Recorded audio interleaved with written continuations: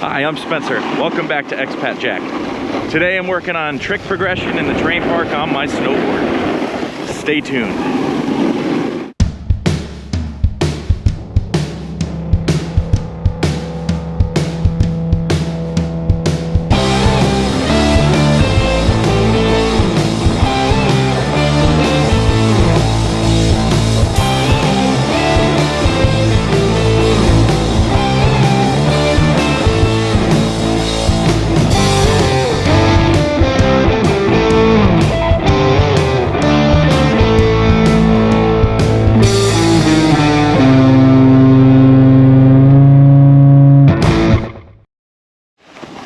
Okemo Mountain in Vermont.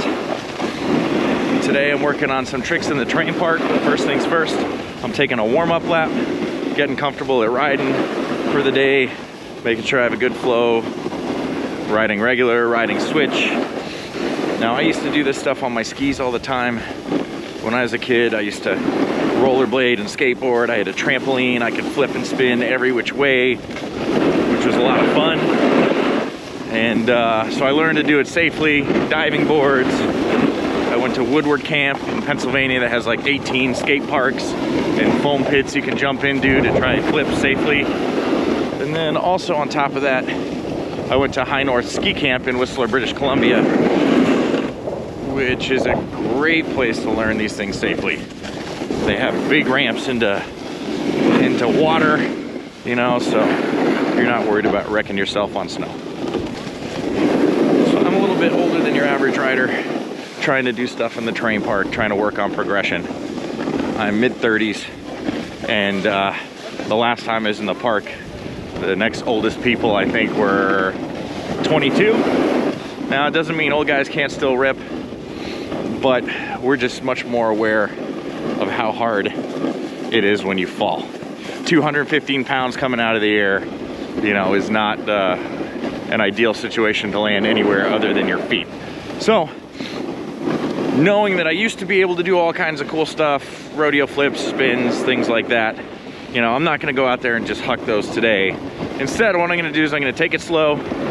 Like I said, I'm doing a warm-up lap. The next thing I'll do is I'll run through the terrain park just on my feet, not going off any jumps, probably not hitting any rails or boxes, maybe just 50-50 on some boxes. Just get a feel for the features to be able to learn to do them safely for today, and take it from there. Once I do some airs, maybe I'll do some grabs, do some 50-50s, maybe I'll try some board slides, maybe I'll try some spins on, spins off, probably more spins on, or excuse me, spins off. I'm not as comfortable on a snowboard doing tricks as I am on skis, so we'll see how it goes. But the important part is progression. Either way, I'm out here riding today, and that's the day I'm playing in the mountains, so can't beat it.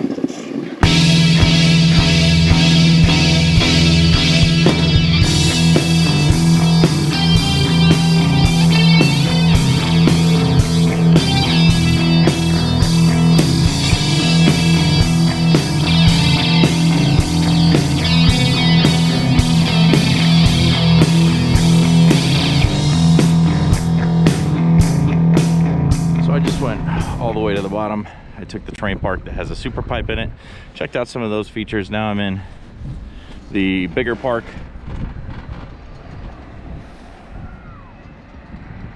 Has a bunch of rail features towards the bottom and a couple bigger jumps up top.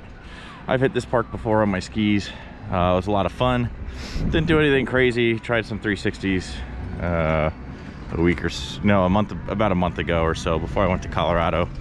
And yeah, we'll see how it is on a snowboard, but you know, again, just gonna start small. I'm an old guy. I gotta leave in the car for afterwards just in case. But yeah, the idea is just to incrementally build up. When you're riding with more than one person, you can have friends that are doing the same thing. They amp you up, and that can be really beneficial because it can push your riding. But if you're just by yourself, it's all self-motivation. So one of the biggest things in this is I'm gonna make sure that I am comfortable off these jumps, doing straight airs or, you know, grabs or whatever before I try to do anything, before I try to 180, before I try to 360, get a feel for the snow, the lip, the landing, the speed, and from there, we'll see what happens. But one thing's for sure, I will make a decision well before I get to the lip about whether or not I'm gonna try the trick I wanna try, or if I'm gonna scrub it and just do a straight air or a grab instead. The worst thing you can be, whether it's military, you know, in a war zone, or on your snowboard trying tricks in the terrain park, is indecisive. You know, make up your mind beforehand what you're gonna do. The people that get really hurt in the terrain park are the ones that kind of don't go full send, that kind of half-ass it, and they're the ones that end up landing upside down, you know, not landing right on rails or whatever. If you're gonna try it, make sure you're comfortable doing it. But if you're not comfortable, do not. And always wear a brain bucket. Save that noggin. So, my 2 cents on it.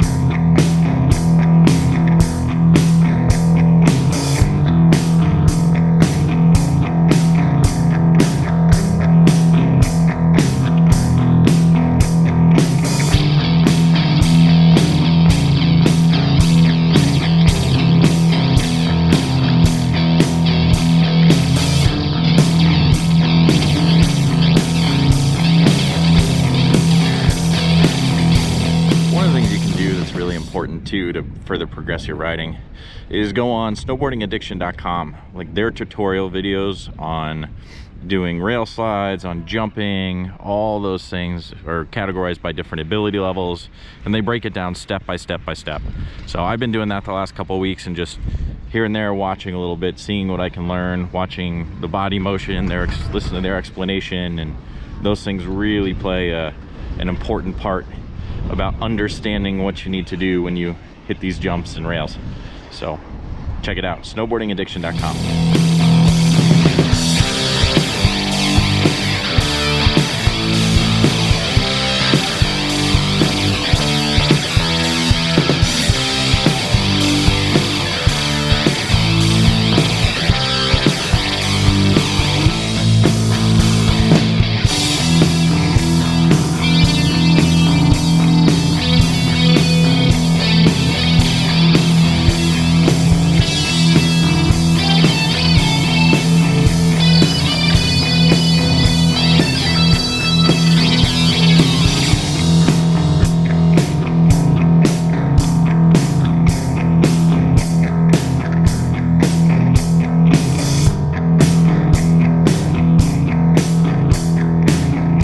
First major crash of the day. That was a gut check.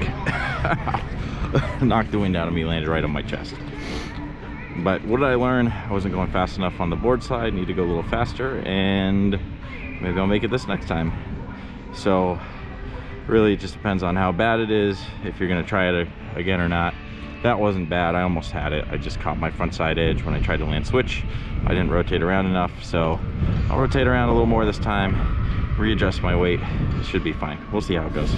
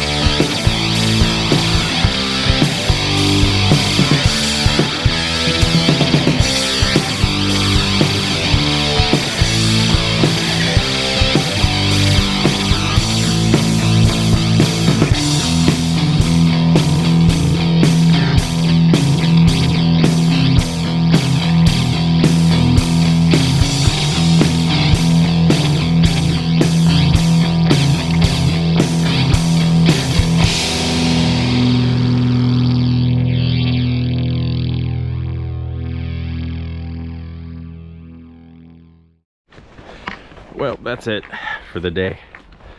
Successfully landed a couple 180s. Got a little cocky, tried a 360.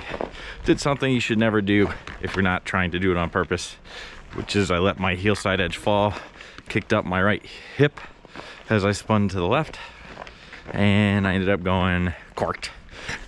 Luckily I passed the knuckle, I didn't land on the knuckle, but yep, that's good. What else? Takeaways from today.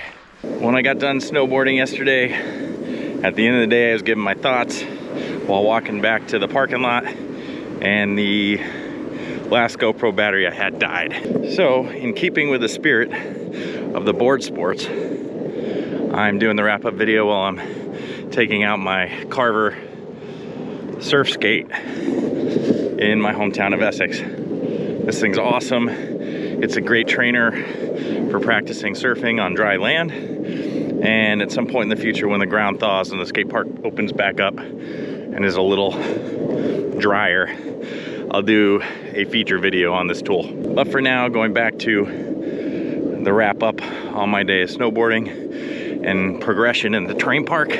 Well, for me, it was a good day. Prior to yesterday, you know, it'd been a long time since I was willing to try and do anything beyond just very small, very simple grabs off small jumps, or, you know, 50-50 slides. And I've actually never slid anything round on my snowboard. Skis, sure, but not on my snowboard. I've only ever used boxes, so they're nice and flat. So doing a board slide on a large round propane tank to switch was a win for me. Of course, the older you get, the more it sucks to fall and the longer it takes to recover. And unlike when you're a kid, I think it shakes your confidence just a little bit more. So, you know, for me, it was still a good day, and I was definitely sore this morning when I woke up. Hey, pup. Anyway, to wrap it up, I think the key elements here are do your research before you go. Again, go to snowboardingaddiction.com. Learn the tricks step by step. Great resource. If you have the opportunity, go to a trampoline park or a diving board, someplace with a soft and forgiving landing before you go out and try the tricks on solid East Coast icy landings that suck really bad to crash on. And always wear a helmet and never outride your capability. If you're learning, that's great. Push yourself, but take it step by step. Don't go, don't go 0 to hero first shot. Don't send it without knowing exactly what you're trying to send and have a little idea of what you're trying to do. And any day out on the mountain's a good day riding. So enjoy your time out there. Be safe, wear a helmet, and I'll see you next time. Thanks for tuning in.